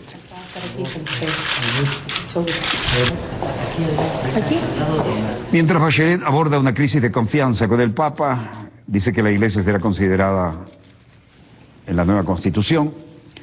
Espléndida calificó la presidenta Michelle Bachelet la reunión sostenida este viernes con el Papa Francisco, en la que aseguró abordaron la crisis de confianza que vive el país y el rol de la Iglesia en los cambios que se realizan. Fue una reunión donde él ha sido extraordinariamente cariñoso, informado y en ese sentido apoyador de todo proceso que permita hacer de Chile una patria más justa, más solidaria, donde nuestros compatriotas puedan salir de la desigualdad y vivir una vida más feliz, indicó la mandataria. Presentó a los miembros de la alta delegación que la acompañaban. En este sentido, la presidenta informó que durante la reunión intercambiaron reflexiones sobre lo que están haciendo en Chile, que él conoce al detalle, dijo, y que entiende el sentido profundo de las transformaciones que queremos para que cada uno de nuestros habitantes pueda vivir mejor. Asimismo, uno de los aspectos centrales que se tocaron en el encuentro fue la crisis de confianza y representatividad que se vive en la política, por lo que ambas autoridades abordaron de qué manera y con quiénes tenemos un rol desde la política o desde la moral, de manera que podamos contribuir a hacer sociedades más cohesionadas, más unificadas y más convencidas de que el valor de lo colectivo es un valor importante. Nosotros somos iglesia del siglo y el fin del mundo, pero tratamos de preservar como patrimonio de la humanidad. El intercambio de regalos, como es tradicional. En el encuentro, además, manifestaron su interés en la discusión del proceso constituyente, una nueva constitución donde también las iglesias puedan dar a conocer su percepción, sus perspectivas, cosa que sin duda yo le he asegurado, informó Bachelet. Foto para la posteridad. Justamente cuando hemos hablado del proceso constituyente, hemos hablado de que participen los distintos exponentes. El intercambio gran, Rosario. La reunión ahora continúa con el almuerzo en el restaurante La Verenda del Hotel Columbus, donde la delegación chilena rinde homenaje a autoridades vaticanas. Muchas gracias. Bueno, Venezuela se hizo oír fuerte y claro en la ONU, en Ginebra, y ratifica que prioriza la inversión social Vicepresidente de Planificación y del Conocimiento, Ricardo Menéndez. La penetración de Internet, y hoy es 64% la penetración de Internet que tiene nuestro país. ¿Cuáles son los portales que se han tumbado en nuestro país? ¿Cuáles son los que se ha sesgado la información? Si es tan así, ¿cómo es eso que hay un portal donde se publica todos los días una información sobre el valor de la divisa? Una información que no es oficial y con ese valor precisamente se hace gala de una guerra económica. Permítame, yo sí le voy a responder el tema de la guerra económica con toda profundidad, acto seguido. Pero ahí se publica permanentemente un valor de la divisa que supera en el doble el valor del mercado que está establecido y en más de 30 veces el valor de nuestra divisa oficial. En más de 30 veces. Y usted lo debe saber porque eso ocurre en las casas de cambio en Cúcuta, que es donde ocurre precisamente buena parte de la operación de todo ese sistema cambiario en nuestro país. ¿Qué quiere significar esto y la importancia que tiene? Antes de responder a la guerra económica, me parece muy interesante el enfoque que usted hace. Eso es parte del enfoque desde el punto de vista conceptual, de cómo la guerra económica forman parte de un concepto desde el punto de vista geopolítico. Yo voy a responder a eso, pero no puedo dejar de decir algo antes de ello. Fíjense. Este espacio es un espacio muy delicado. Es un espacio sumamente importante, donde estamos todos asistiendo de buena fe a conversar, a discutir, a ver los indicadores, ver cómo vamos las cosas, aprender, que se aprenda de lo que hemos hecho humildemente. Sin embargo, cuando se hacen juicios valorativos, se está tomando posición. Y eso es profundamente delicado. Cuando se hace un juicio de valor, cuando se dice, por ejemplo, ¿qué es eso de la guerra económica? En lugar de atacar los problemas de la eficiencia, en lugar de atacar los problemas de corrupción, se está haciendo un juicio de valor. Cuando se agarra, por ejemplo, y se dice, eso de la guerra económica no es más que un pretexto, se está haciendo un juicio de valor. Y entiéndanme que yo soy miembro de un pueblo y soy ministro y vicepresidente de un gobierno y voy a exigir respeto profundo por el pueblo de Venezuela y por las acciones que se cometen contra nuestro país. Nosotros les exigimos un profundo respeto con toda la serenidad, con toda la tranquilidad, pero entiendan que en función del primer artículo del pacto que hoy estamos discutiendo, nosotros exigimos el respeto a la autodeterminación de nuestro pueblo y a la definición de cómo vamos a transitar y construir nuestro futuro. ¿Qué significa la guerra económica contra nuestro país? ¿Qué significa esa agresión que hemos tenido? ¿Qué indicadores tenemos en función de una guerra económica? Eso debería ser parte de la discusión que hoy tuviésemos el día de hoy. Parte del ejemplo, usted ha hecho la referencia cierta de un hecho que tiene que ser valorado como heroico del pueblo de Venezuela. Y es como, pese a que hay una guerra económica, no hay afectación del goce de los derechos sociales en nuestro país, de los derechos económicos, culturales y sociales en nuestro país, pese a la guerra económica de que hemos sido víctimas. ¿Cuál es una expresión de la guerra económica? Nosotros tenemos reservas internacionales que fluctúan entre 20.000 y 30.000 millones de dólares. Tenemos fugas de capitales que están por encima de los 300.000 millones de dólares. Se ha extraído de nuestro país más del 10% de las reservas internacionales de Venezuela. Nosotros tenemos un contrabando de extracción desde nuestro país que supera en algunos casos en productos alimentos básicos más del 40-50% de la producción. Nosotros hemos mantenido absolutamente estándar y superado niveles de importación de medicamentos, de alimentos, y sin embargo existe carestía de esos productos en nuestro país, independientemente que lo hemos comprado y lo hemos llevado a nuestro país o con los niveles de producción ocurran.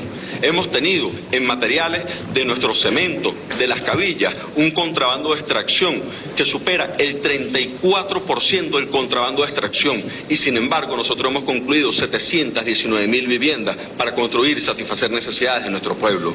Pese a que ha existido una agresión de precisamente tratar de minar la moneda en nuestro país, de afectar el poder adquisitivo en nuestro país, nosotros hacemos incrementos constantes del salario mínimo y por eso lo hemos tenido que hacer. Cuando en febrero hicimos el incremento del salario, estamos proyectando precisamente el incremento de la canasta básica, estamos previendo el colchón necesario para que nuestro pueblo tuviese la capacidad adquisitiva necesaria y al mismo tiempo garantizar el abastecimiento y el crecimiento de nuestras redes de abastecimiento. Pero al mismo tiempo se intentó, y es una realidad, cualquier economista puede hacer un estudio de regresión y ver qué relación puede haber entre nuestra situación desde el punto de vista económico, en que por ejemplo un día pagamos bonos de la deuda externa y el mismo día suben el riesgo país en el exterior. Qué cosa tan curiosa. Damos indicadores positivos sobre la economía y suben los indicadores en el exterior. ¿Por qué ocurre eso? Por una sencilla razón, que el segundo componente, la primer componente de la agresión guerra económica, afectación de la moneda. Eso no lo estamos inventando nosotros, sean respetuosos con nosotros. Nosotros no estamos inventando la agresión con la moneda. Segundo componente, una agresión vinculada desde el punto de vista del cerco, desde el punto de vista financiero contra nuestro país. ¿Cuál es la visión de cerco? Precisamente incrementar las tasas de interés en el exterior, incrementar la visión de riesgo país para tratar de prohibir, de negar la posibilidad de financiamiento externo ante la situación de la baja de los precios del petróleo. Y eso...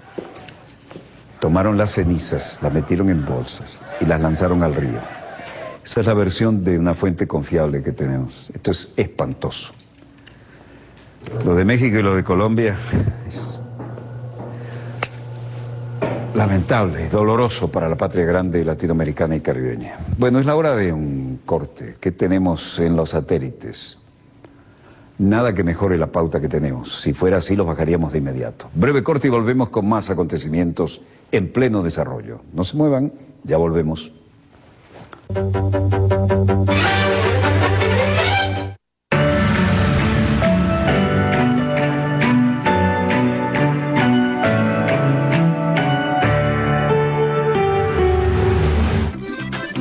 Venezuela se mueve por la paz. Vamos a fortalecer el movimiento por la paz y la vida este sábado 6 de junio en Los Próceres. Junto a tu familia, disfruta de un día divertido. Se realizarán actividades deportivas, culturales y recreativas, así como jornadas de atención de las misiones sociales. Este sábado, caminata por la paz y la vida desde Plaza Venezuela a las 7:30 de la mañana hasta Los Próceres. ¡Te esperamos!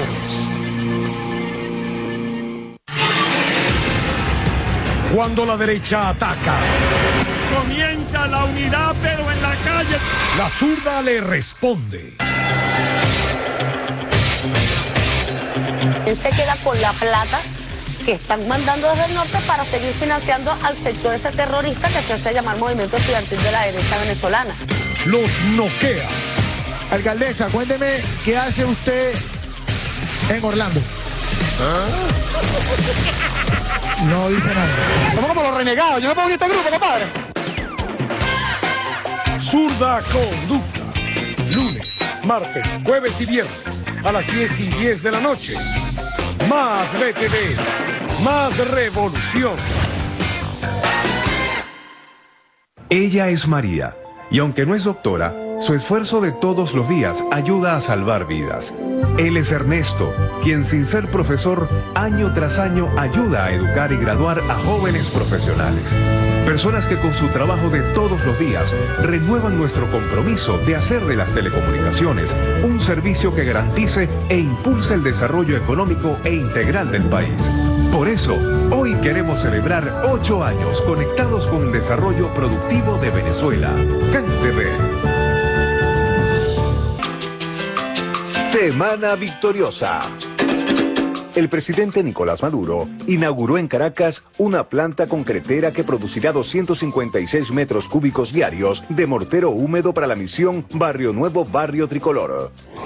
En el marco de los 9 años de la misión Árbol, el gobierno bolivariano aprobó más de 147 millones de bolívares para recuperar zonas afectadas por la temporada de sequía en el país.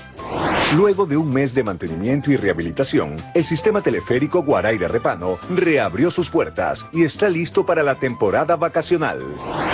La gestión revolucionaria presentó ante el Comité de Derechos Económicos, Sociales y Culturales de la ONU los logros sociales alcanzados en favor del pueblo venezolano. 411 hogares dignos fueron entregados esta semana a igual número de familias en el marco de la gran misión Vivienda Venezuela.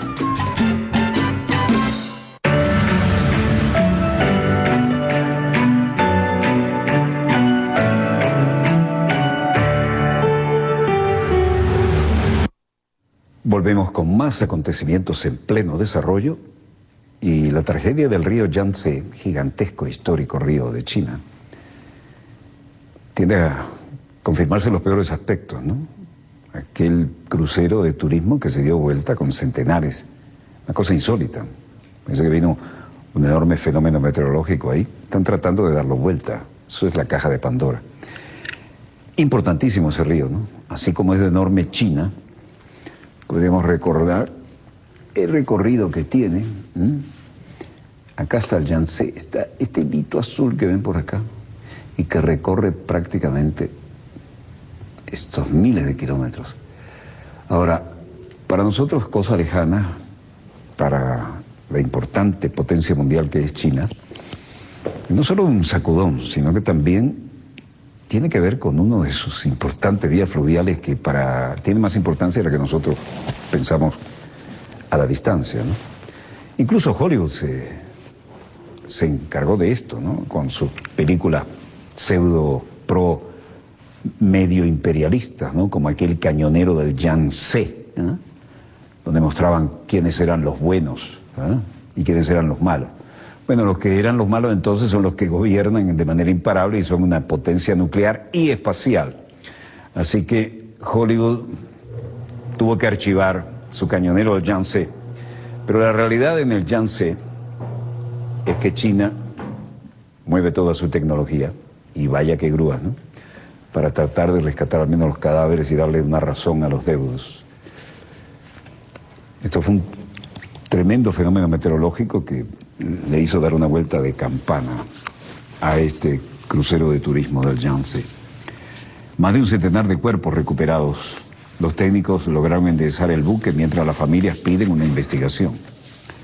Los equipos de rescate siguen sacando cuerpos del interior del buque hundido en el Yangtze, y la indignación de los familiares por la falta de respuesta sobre las causas de la tragedia es cada vez más grande. Esto tiene un costo político, ¿no? Uno de ellos se coló este viernes en el recinto donde los oficiales explican el avance de los trabajos para denunciar la escasez de información y exigir una investigación que lleve a la depuración de quiénes son los culpables. ¿Por qué el barco no amarró ante la alerta de tormenta como hicieron otros?, se preguntaba Xia Yunche, cuya hermana mayor iba a bordo de la nave. Ahora, todavía hay una esperanza, ¿no? Y de alguna manera buscan contrarreloj que pudiera haber pasajeros en algún bolsón de aire, pero lo que sacan son cadáveres a la orilla. China ha desplegado a 180 buceadores en el rescate del barco naufragado. La respuesta oficial es que la decisión de seguir curso arriba o parar recayó en el capitán, uno de los 14 sobrevivientes de las 456 personas que viajaban en el Estrella de Oriente. En la Cancillería, la rueda de prensa habitual, Hong Lei decía: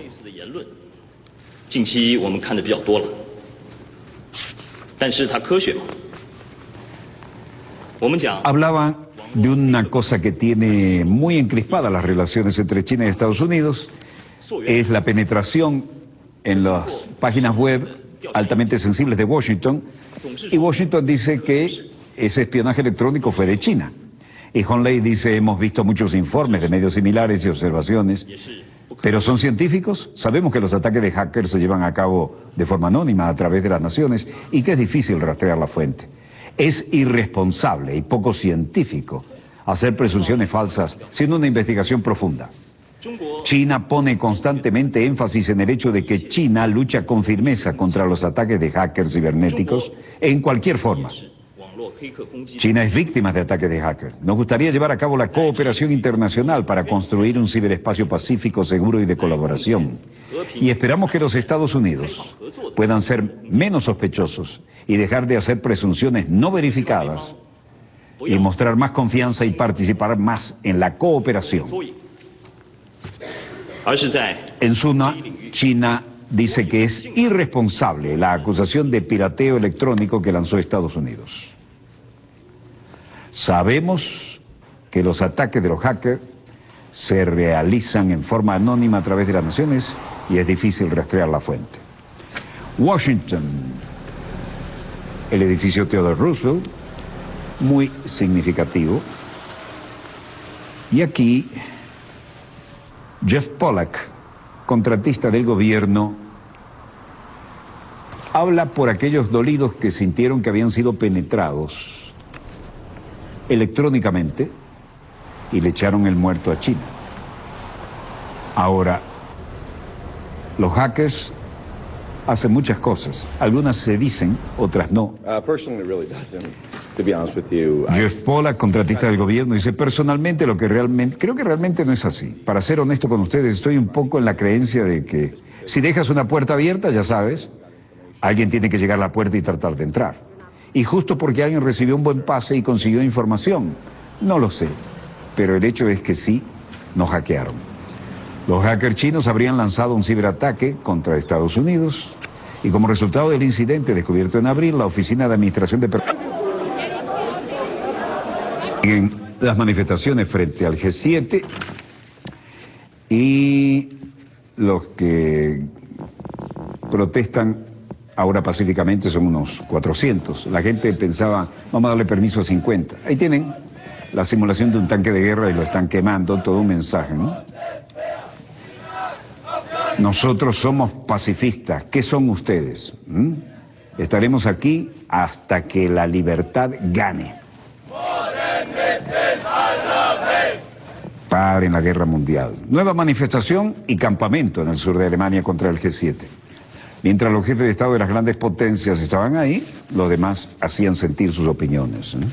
Wir finden auch, dass bei dem G7-Gipfel oder von den G7-Staaten militärische Aktionen in aller Welt ausgehen und deswegen haben Creemos que la cumbre del G7 es muy antidemocrática y poco transparente y creemos que la acción militar en todo el mundo realmente viene de los estados del G7. Por lo tanto, tenemos en el día de hoy una acción antimilitarista y celebramos una manifestación en el centro de la OTAN, el centro Marshall. ¿Se acuerdan del plan Marshall para la recuperación de Europa, ¿no?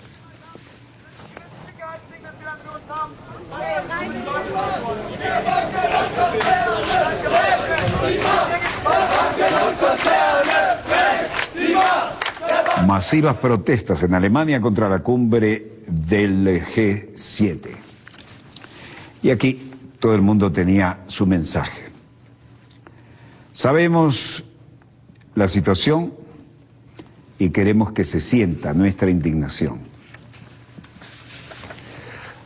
Foto de familia. Esta es la contra. Summit in Paris, end of the year, so they should be more engaged to focus on climate change. Chris Derksen, abogada, director de Justicia para Niños, Visión Mundial. Sabemos que eso es lo que mata a los niños, cosas que son prevenibles, la malaria, el VIH, el SIDA y otras cosas que sabemos cómo tratar. Así que estamos pidiendo a los líderes del G7 que asuman verdaderos compromisos específicos a fin de que estos temas puedan ser eliminados. Podamos obtener un número de niños que se salven de morir cada año. No puede ser 6 millones.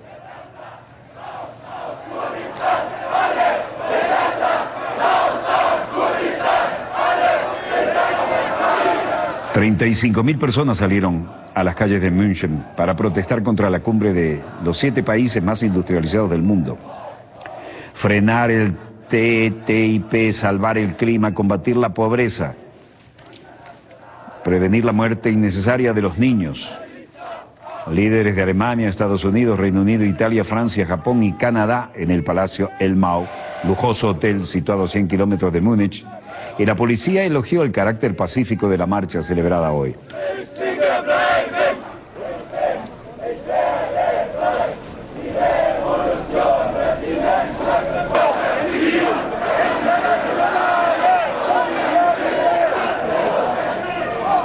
La cosa no paró ni de día ni de noche.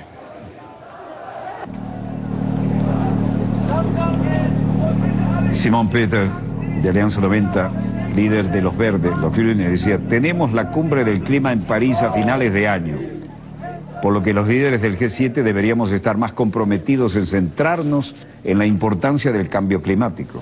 Justo aquí en las montañas que reconocemos que el hielo se va. Estas montañas que deberían tener toda la capa blanca en la cumbre. El medio ambiente allí también se nota. La gente sufre el cambio climático y esa es la razón por la que tienen que centrarse en estos temas que son los realmente importantes.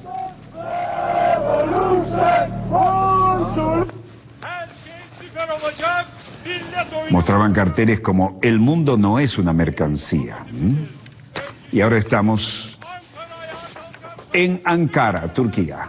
İşte senin Cumhurbaşkanın Recep Tayyip Erdoğan. Turquía celebra unas elecciones con sabor a plebiscito y el tema es Erdogan.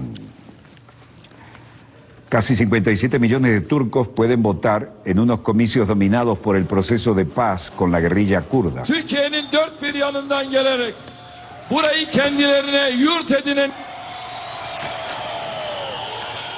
Onun için bugün buradaki buluşmamızı hemşehrilerimle bir hasret giderme, kucaklaşma.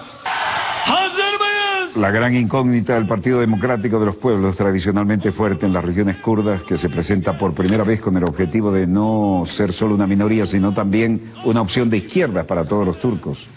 Si logra el umbral del 10% de votos en todo el país, el HDP entraría en el Parlamento con 50 diputados y un grupo propio, lo que dificultaría revalidar su amplia mayoría al AKP, profundamente comprometido para gobernar.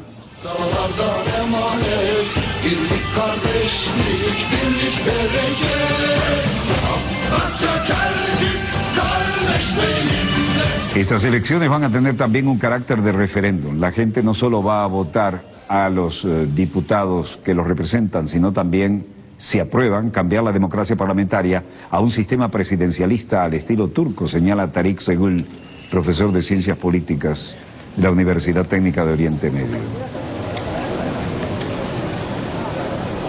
En Atenas, las cosas siguen al ritmo propio. Dimitris Papadimoulis, miembro del Parlamento, un griego miembro del Parlamento Europeo, decía: ahora es el momento para un enfoque realista, no solo del gobierno griego que existe, sino también de nuestros prestamistas. Una gran cantidad de personas de todo el mundo dicen que el fin de tener una solución aceptable, comprometida, existe la necesidad de realismo también de parte de aquellos que nos prestaron dinero. Si no, no salimos de esto. Panagliokis Lafazanis, ministro griego de Reconstrucción Productiva, Medio Ambiente y Energía.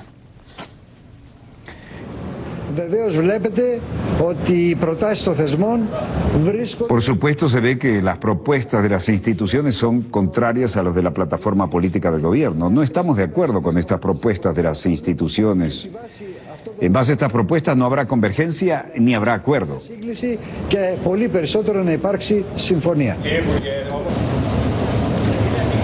Thanasis Pafilis, miembro del Partido Comunista Griego, también declaraba y dijo: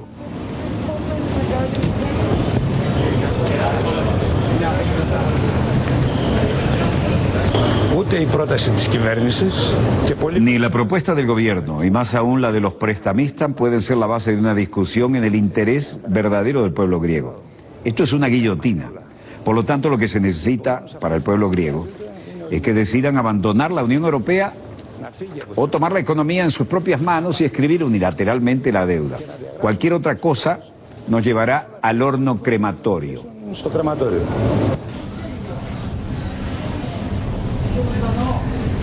Sofía Boltevsi, miembro del nuevo Partido de la Democracia, decía: el gobierno tiene que llegar a un acuerdo. Se debe tener en cuenta que el 25 de enero el pueblo votó para darle ciertas responsabilidades que no puede cada vez volver a elegirlo. Hay que traer de vuelta a la gente. Se debe asumir la responsabilidad y hacer lo que se tiene que hacer en beneficio del país.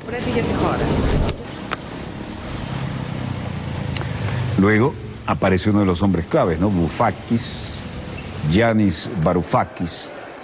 Luego, como siempre, sin corbata y llegando en motocicleta, no en una limusina con chofer, y caminando hacia el Ministerio de Finanzas, rodeado, como siempre, de periodistas y camarógrafos. Hágame una pregunta interesante, por lo menos, dijo, ¿no? Bueno, Varoufakis revela que fue amenazado con controles de capital en la primera semana que asumió el cargo. La fecha es de unos 10 días después de que Grecia tuviera que cumplir con sus obligaciones con el Fondo Monetario Internacional por el pago de 4 tramos, 5 a 19 de junio. Los acreedores han dicho en repetidas ocasiones, si no hay acuerdo, no hay dinero del rescate. Pero el nuevo gobierno griego había insistido desde el principio en que las negociaciones con los acreedores durarían hasta finales de junio. Varoufakis reveló que un funcionario le había amenazado con controles de capital en la primera semana en que asumió el cargo. Amenazaron con imponer controles de capital si no firmábamos el memorándum de entendimiento en la primera semana que asumí el cargo de ministro de Finanzas. Bueno, así juegan de sucio los capitales internacionales y sobre todo los que entran por el aro de los paquetazos neoliberales, ¿no? Μέσα από τις οποίες ό,τι κερδίζεται από τον τερματισμό της λιτότητας με τα χαμηλά πρωτογενή πλεονάσματα. Tsipras, es obvio que el gobierno griego no puede ni...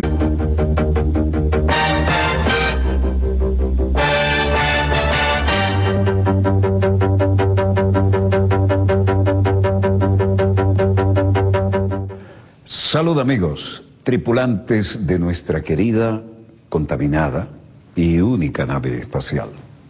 La misma que, desde la última vez que nos vimos por estos medios, ha dado otra vuelta sobre su eje imaginario y, por supuesto, sigue generando acontecimientos en pleno desarrollo. Algunos muy dramáticos, otros interesantes, pero siempre noticiosos. Pero al menos podemos decir, hoy es viernes, gracias a Dios es viernes. Así que, Shabbat Shalom, Assalamu Alaikum, Pax Vobis. Recuerden, siempre hay que recordar eso. Esos son los 3 saludos deseando paz, de las 3 grandes religiones monoteístas, cuyos seguidores confluimos en el Medio Oriente, en Tierra Santa. Y ese deseo de paz no siempre está reflejado en lo que les mostramos acá, ¿no? Pero lo llevamos profundamente metabolizado. No obstante, no vamos a abrir con el Medio Oriente hoy, vamos a abrir sobre la reiteración, pero novedosísima en sus consecuencias, de lo que está ocurriendo en el ámbito europeo, como consecuencia de las aplicaciones de los paquetazos neoliberales, de los que con sangre, sudor y lágrimas nos hemos liberado en la República Bolivariana de Venezuela y en no pocas de las repúblicas hermanas, de la patria grande latinoamericana y caribeña. Estaba viendo en los monitores de satélite que están dando vuelta el buque que dio la vuelta de campana, a su vez están tratando de normalizarlo en el Yangtze en China. Y también estaba viendo una rueda de prensa en la Casa Blanca.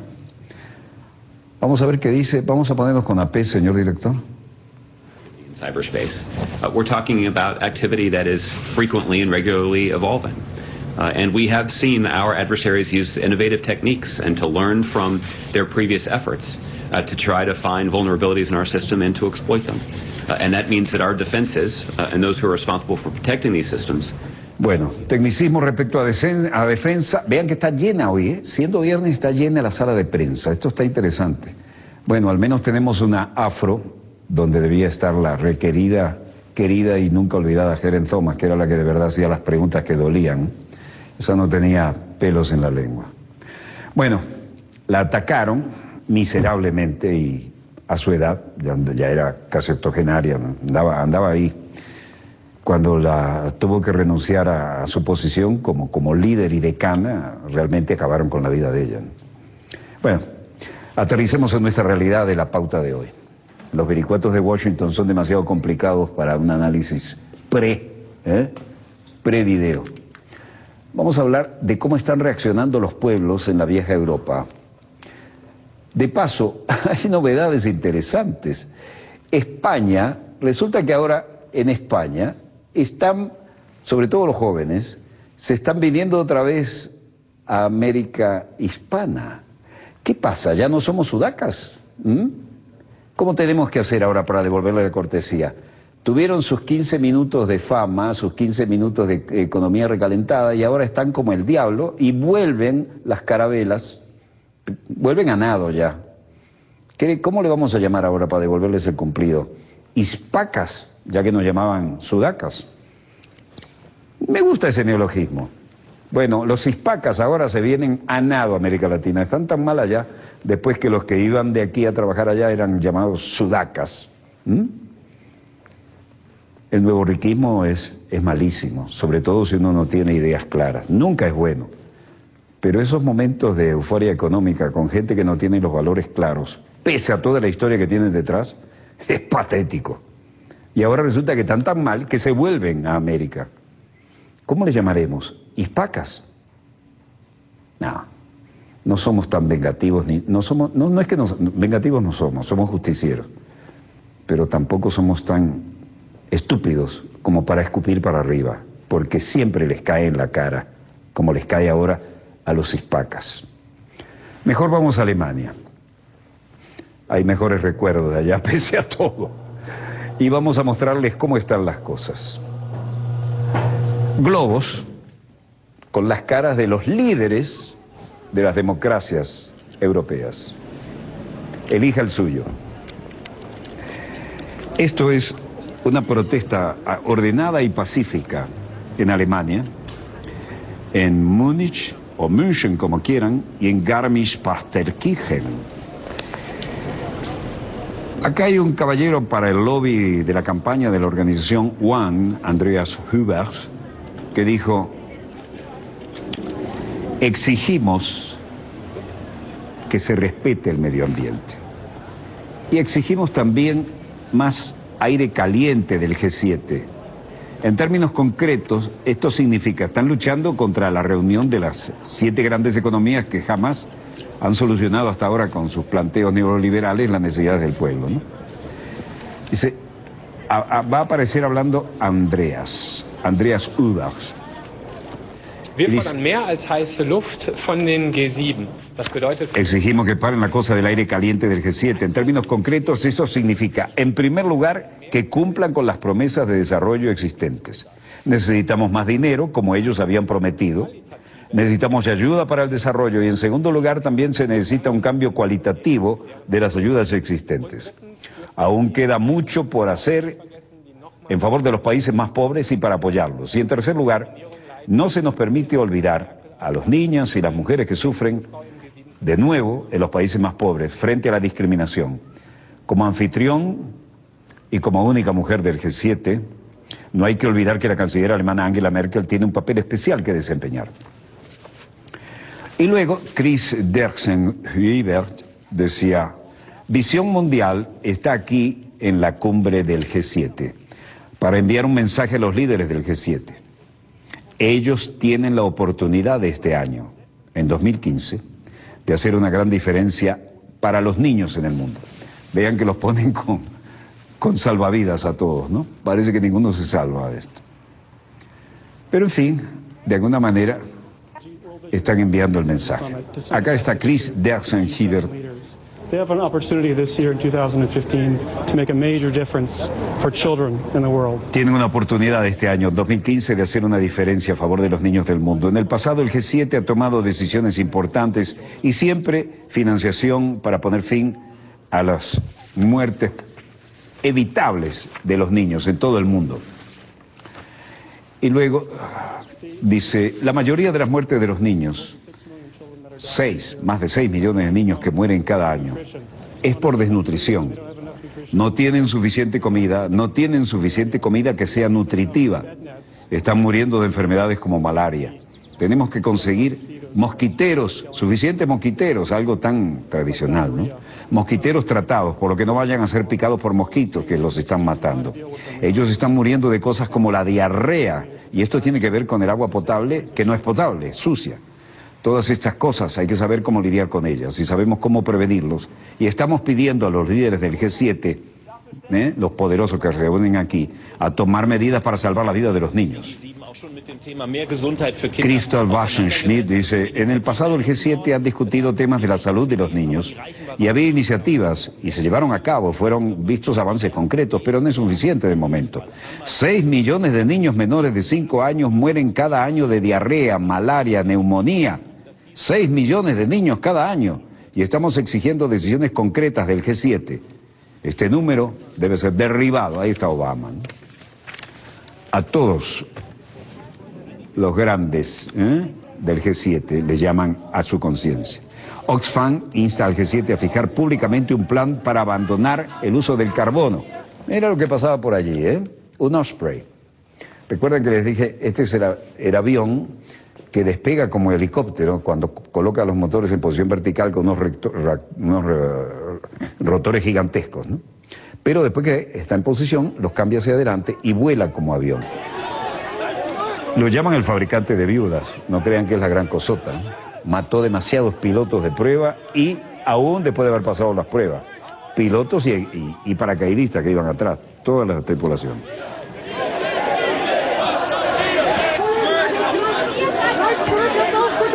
Bueno, estamos en Garmisch-Partenkirchen y la cosa se calienta en la calle. De una manera aceptar propuestas absurdas que niegan todo lo que se lograría con el fin de la austeridad y superávit primarios. Hay que bajar las duras medidas que afectan más a jubilados, a gente de bajos ingresos y a las familias. La propuesta que me fue dada por el presidente Juncker en nombre de las 3 instituciones el día antes de ayer en Bruselas me sorprendió negativamente. Yo nunca podría haber imaginado que nos iban a ofrecer una propuesta que no tuviera en cuenta en modo alguno que necesitamos un piso común, que se forjó durante 3 meses de negociaciones por parte del grupo precisamente en Bruselas.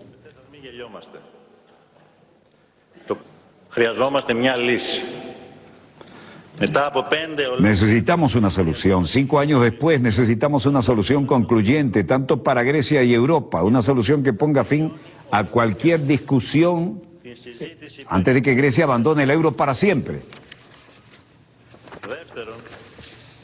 Sigue el hombre que tiene el gran discurso humano. Es hora de que todos, tanto en Grecia, pero sobre todo en Europa, para demostrar que estamos trabajando hacia una solución viable y no para subyugar y humillar a todo un pueblo, cambiemos el tono, porque eso es lo que están haciendo.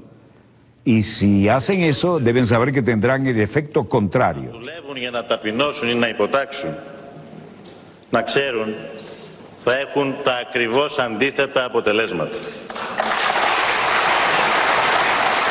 Ese final desafiante arrancó aplausos dentro de la demoledora y realista declaración.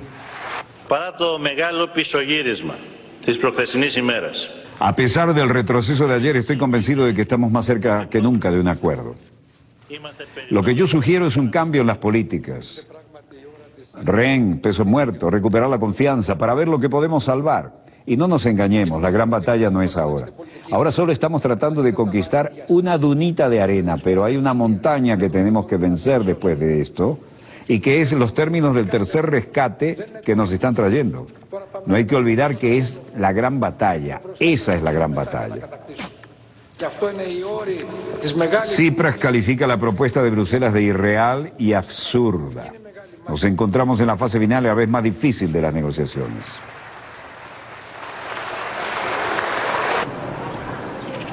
Bueno, ya vemos Atenas y los lugares históricos, ¿no? El Acrópolis, el Partenón, la Academia. Miles de años de historia y de cultura, ¿no? La vieja estatua de la diosa de Atenas, la gente en la plaza Sintagma. Se escuchan los pájaros, ¿eh? Además del tránsito y la contaminación. Ahí está la mencionada dama. Y ahí está el Parlamento. Ahora estamos en la plaza Sintagma.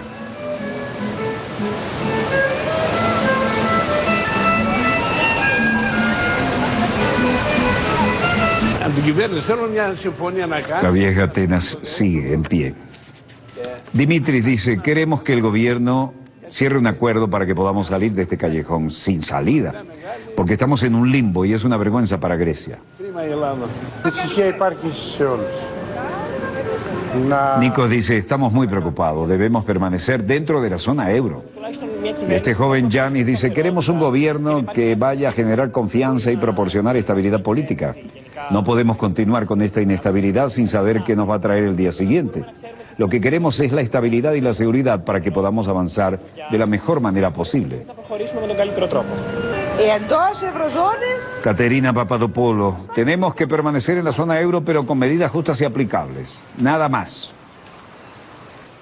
Griegos expresaron su agonía sobre el futuro del país a raíz de la reciente disputa en las conversaciones entre Grecia y sus acreedores. Grecia retrasó el pago de la deuda con el Fondo Monetario Internacional. Como primer ministro Alexis Tsipras exigió cambios en los términos demasiado duros de los acreedores internacionales para evitar la omisión. Los residentes de Atenas dijeron a un acuerdo con los prestamistas del país. Sí, llegar a un acuerdo es importante, pero algunos dijeron que temían que la salida de Grecia del bloque de la zona euro, el exit en inglés combinado con Grecia, ¿no? Grexit, los tenía muy preocupados. Bueno, el ministro que maneja esto y que tiene siempre una sonrisa amplia, pero además tiene la ventaja moral de que viene en moto, no usa corbata como los demás, no elude las declaraciones, pero ni siquiera tiene chofer ni limusina, da un aire nuevo y limpio a esto, ¿no? En todo caso, la generación más joven de Grecia también expresó su preocupación y dijo que la estabilidad política y la seguridad económica son necesarias y no hay futuro si no se soluciona el endeudamiento del país. Los periódicos reflejaban los sentimientos de los ciudadanos. El diario Tanea mostraba varias gráficas y explicaba que detrás de las escenas se dio a luz a un monstruo, mientras que el Efteros Tipos decía tormenta de medidas, aterrizaje duro con una cuenta fuerte para pagar por parte de todos los ciudadanos. El ministro de Seguridad Social adjunto Dimitris Straoulis, un político de línea dura en el gobierno, dijo que Grecia podrá convocar elecciones anticipadas si los prestamistas internacionales no suavizan los términos para el acuerdo. Bueno, y aquí cambiamos de escenario. Chilpancingo, Guerrero, la vergüenza. Los maestros mexicanos queman sedes de partidos políticos en rechazo a los comicios. Miles de maestros mexicanos atacaron este viernes la oficina de los partidos políticos en Tuxtla Gutiérrez, en el sureño estado de Chiapas. Numerosos destrozos en una nueva jornada de boicot a las elecciones federales del domingo. Y estos son los maestros, ¿no? Pero además nadie da respuesta de la masacre de los estudiantes normalistas. Instalación de casillas que están anunciando este boicot. En la mayoría de las oficinas atacadas, los indignados rompieron cristales y quemaron papelerías, muebles y edificios. Ha habido sustracción de alguna documentación correspondiente a algunas casillas. El Instituto Nacional Electoral ha actuado diligentemente, como lo mandata la ley. Lorenzo Córdoba, presidente del Instituto Electoral de México, tratando de explicar lo inexplicable. Ha sido destruido o sustraído y en consecuencia estamos listos para que, insisto, de haber las condiciones, podamos instalar todas las casillas en el país. ¿Hasta qué momento? Observador internacional Benito Nassif, de la OEA, dice: no les pedimos que renuncien a su lucha ni a sus causas. Lo que pedimos es que las conduzcan por la vía legal y pacífica. Desastre patético. México y Colombia son dos dolores de cabeza permanente para la patria grande latinoamericana y caribeña. María Dolores, Hidalgo, México. Miembro del 10º distrito. ¿Cómo y de qué manera se va a respetar la opinión pública? ¿Cómo y de qué manera se va a hacer justicia? Lo que nosotros les decimos es, primero, tu integridad física, y después la documentación electoral. ¿Para qué queremos documentación electoral si no tenemos a una capacitadora o a alguna capacitadora, un capacitador o algún funcionario?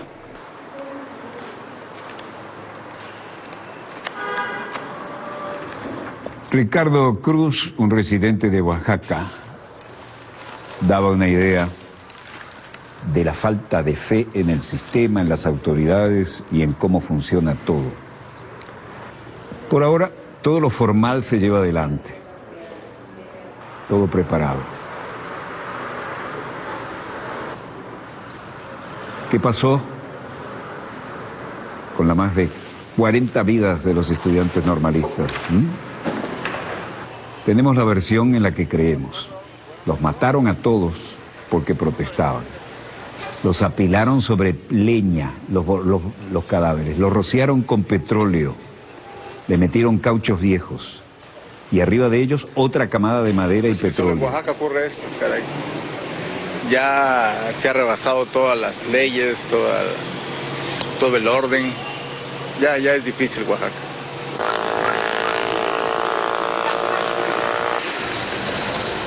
Y luego que quemaron vivos aquellas cuarentena de cadáveres de jóvenes que protestaban por justicia,